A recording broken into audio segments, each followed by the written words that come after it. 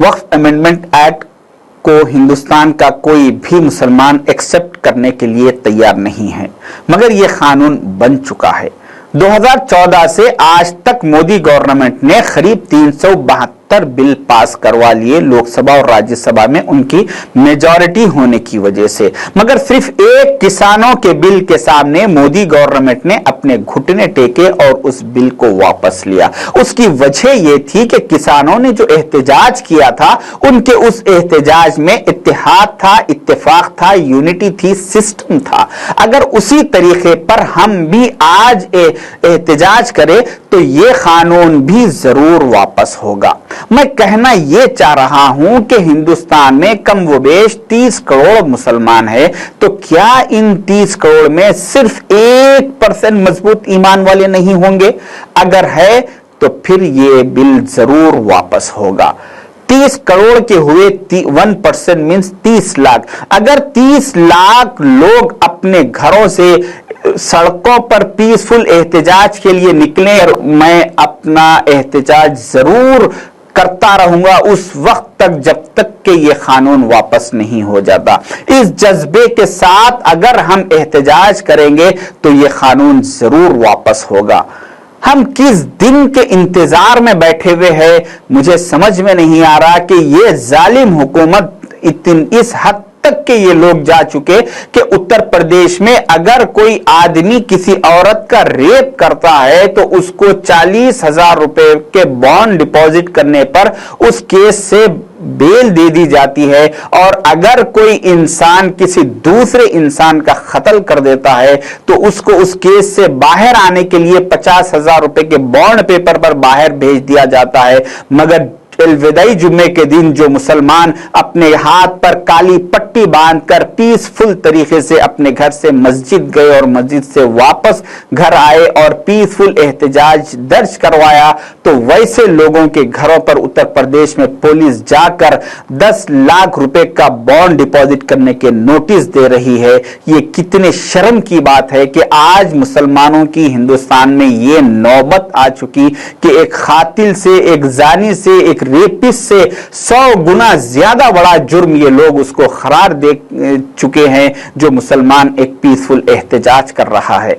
अगर आज भी हम इस कानून के खिलाफ प्रोटेस्ट के लिए, एहतजाज के लिए रोडों पर नहीं आए तो फिर बहुत जल्द अज़ा पर पाबंदी और हलाल खाने पर पाबंदी, शरिया कानून पर पाबंदी, खतना पर पाबंदी, हिजाब पर पाबंदी, ये सारे बिल पार्लियामेंट में पास हो जाएंगे। और इसके बाद इन जालिम हुक्मरानों का सबसे बड़ा टारगेट ये है कि जिस तरह से पड़ोसी मुल्क बर्मा में मुसलमानों को दूसरे नंबर का शहरी करार दिया गया और उन्हें वोट के हक से महरूम कर दिया गया, उसी प्लानिंग के तहत ये लोग ये सारे बिल लाके मुसलमानों को कमजोर करने की कोशिश कर रहे हैं।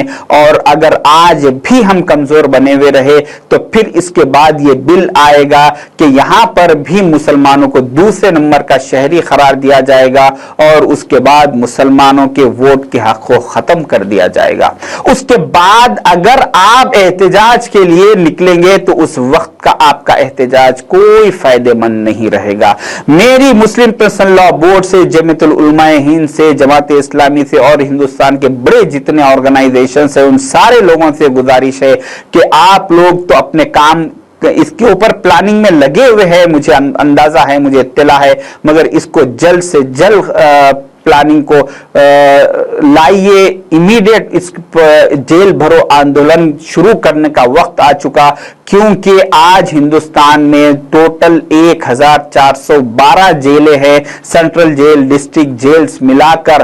तो इन 1412 जेलों में 3,80,000 लोगों को रखने की कैपेसिटी है। अगर सिर्फ हिंदुस्तान का 1% मुसलमान अपने कुर्बानी देने के लिए जेल भरो आंदोलन के लिए बाहर आएगा, 30 लाख मुसलमान, तो इनके पास जेल उतनी जेलें तक नहीं है कि सिर्फ ये 1% मुसलमान को जेलों में कैद कर सके।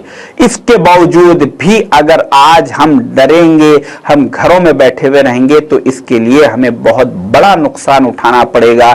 हालांकि मेरी 2 अप्रैल को मेरी तबीयत नासाज थी, मैं आईसीयू में था, हॉस्पिटल में एडमिट था, मुझे डॉक्टर्स ने रेस्ट करने के लिए बोला है, मगर उसके बावजूद भी मेरा ये मानना है कि अभी आज रेस्ट का, आराम का टाइम खत्म हो चुका है। मैं चाहे 13 अप्रैल का हैदराबाद का एहतजाज हो या 26 अप्रैल का हो, चाहे कोई भी एहतजाज कर रहा हो, उस एहतजाज में शरीक होऊंगा।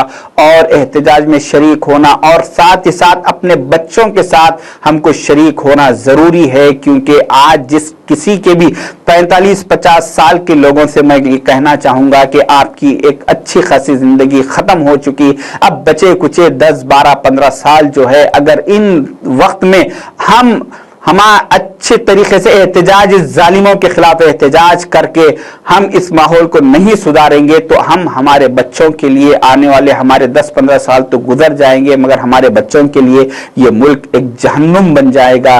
तो इसीलिए चाहिए कि हमें हमारी आने वाली नस्लों की हिफाजत के लिए आज हमें कुर्बानी देना है, हमारे आराम की, हमारे हर चीज की हमें कुर्बानी देके हमें बाहर आना है, एहतजाज करना है। कुछ लोगों का ये कहना है कि बगैर परमिशन के एहतजाज के लिए मत जाइए, ऐसे लोगों की बातों में मत आइए, पीसफुल एहतजाज करिए।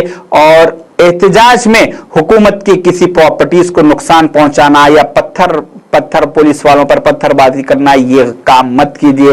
सिर्फ एहतजाज कीजिए, पीसफुल एहतजाज करके अपना एहतजाज दर्ज करवाइए। फिर अगर नहीं कर सकते तो फिर इंतजार कीजिए कि आपके और आपकी नस्लों के लिए ये मुल्क एक जहन्नुम बन जाएगा। शुक्रिया, अल्लाह हाफिज।